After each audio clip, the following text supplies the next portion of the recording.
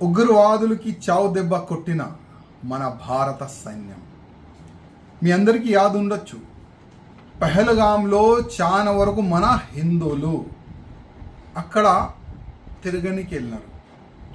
చాలా మంది హిందువులు ఉండే పేరడిగి ఏ విధంగా ఈ టెర్రరిస్టులు అందరికీ చంపేసినారు. మీరు అందరు కూడా చూసినారు. ఆ రోజే ప్రధానమంత్రి మోదీ గారు ఒక సంకల్పం తీసుకున్నారు. ఎట్టి పరిస్థితిలో మా భారతీయుల పైన కాల్పులు జరిపిన ఈ టెర్రరిస్టుల్ని నేను ఏడవను. ఒక సంకల్పం తీసుకోండి. ఇవాళ చాలా వరకు కొన్ని పొలిటికల్ లీడర్లు మోదీ గారు చెప్తారో ఏం చెయ్యరు. చాలా వరకు పొలిటికల్ లీడర్లు కామెంట్ చేస్తారు. ఓకే, ఈ సమయం రాజకీయం గురించి మనం మాట్లాడదు, కానీ ఈ సమయం మన భారత సైన్యం రిజల్ట్ ఏ విధంగా ఇచ్చింది దాని గురించి మనం మాట్లాడదాం.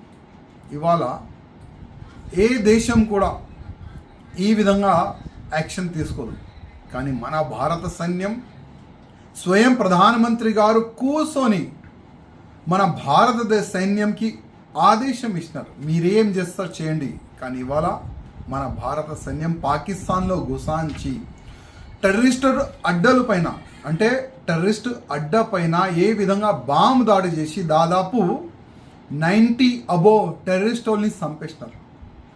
అంటే మా హిందూ మహిళలు బొట్టు తీసేస్తే మా భారత సైన్యం రిజల్ట్ ఏ విధంగా ఇస్తుంది ఇవాళ మన భారత సైన్యం చూపెట్టింది.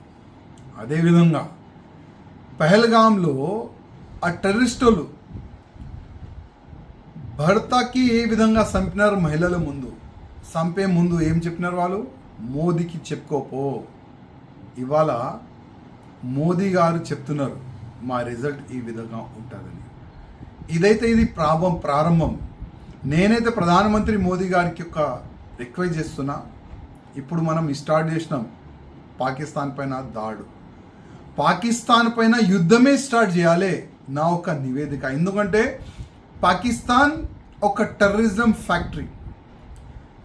మనం ఒకటే చోటుకి దాడి చేసినాం, కొన్ని ఆతంకీయులు టెర్రరిస్టులు చనిపోయినారు. కానీ ఇవాళ ప్రతి ఒక్క పాకిస్తాన్ కోనలో టెర్రరిస్టులు తయారవుతున్నారు.